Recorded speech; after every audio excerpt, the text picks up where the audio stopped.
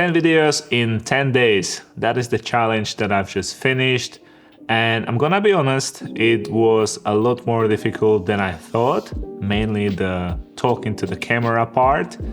However, I had a lot of fun, and in today's video I would like to reflect a little bit and share bits of why I started, what I've learned over these past 10 days, and what's there coming up in future of this channel. Let's get into it. So why did I start this channel? I guess as someone who's been watching YouTube for as long as I remember really, I've always been intrigued in starting a channel myself and seeing how I do, seeing how people like it, how I myself like it.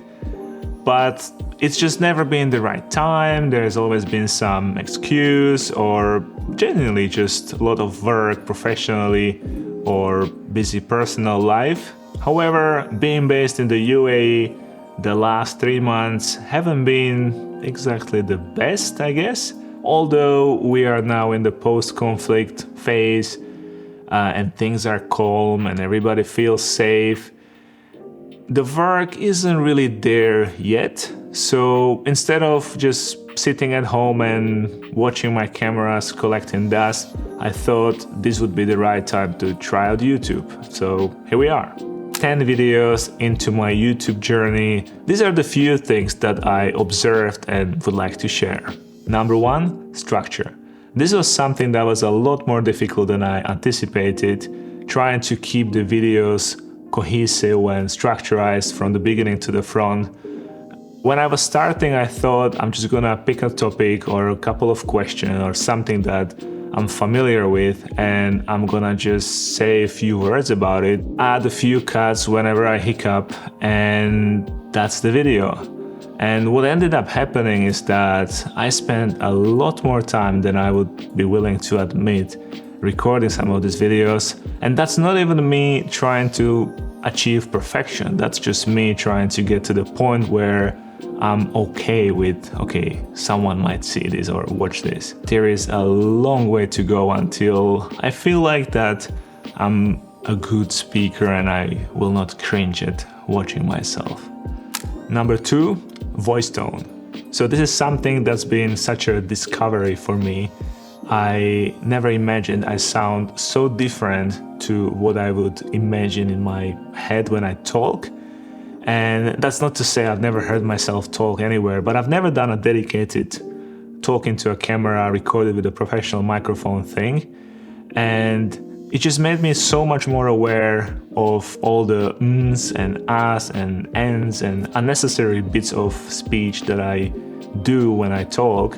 And also all the mouth sounds, all the clicks and saliva sounds. I don't know what else that I try to edit out.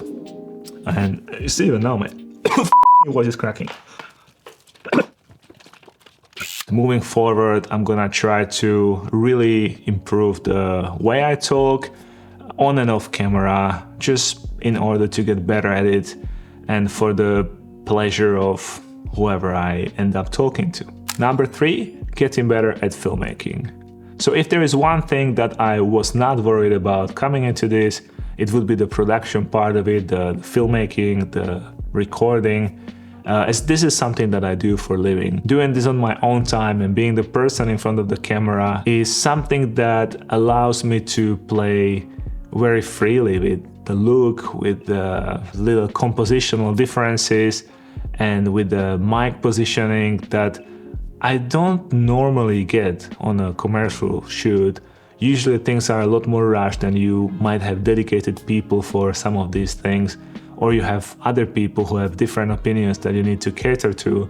So being able to manage every single part of this little production myself gives me very interesting insights, and it's quite refreshing to be one-man banding something for myself. So what's coming up next for my channel? I'm gonna try to post once or twice a week, put a little bit more effort into each video and make it more visual and less of a me monologuing to a lens. I would like to make a series of filmmaking and photography tutorials, not so much the obvious stuff, more so the little niche quality of life improvements that when you watch, you're like, that's like, now I'm 2% better. I own a lot of filmmaking and photography gear, and I do have experience of using it on real life sets for many years and dealing with real clients, directors, other crew.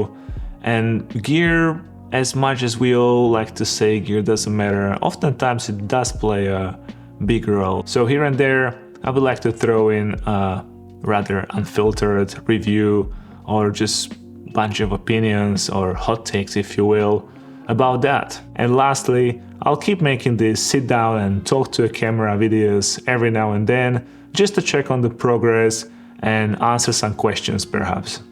Anyway, thanks for watching, and I'll see you in the next video.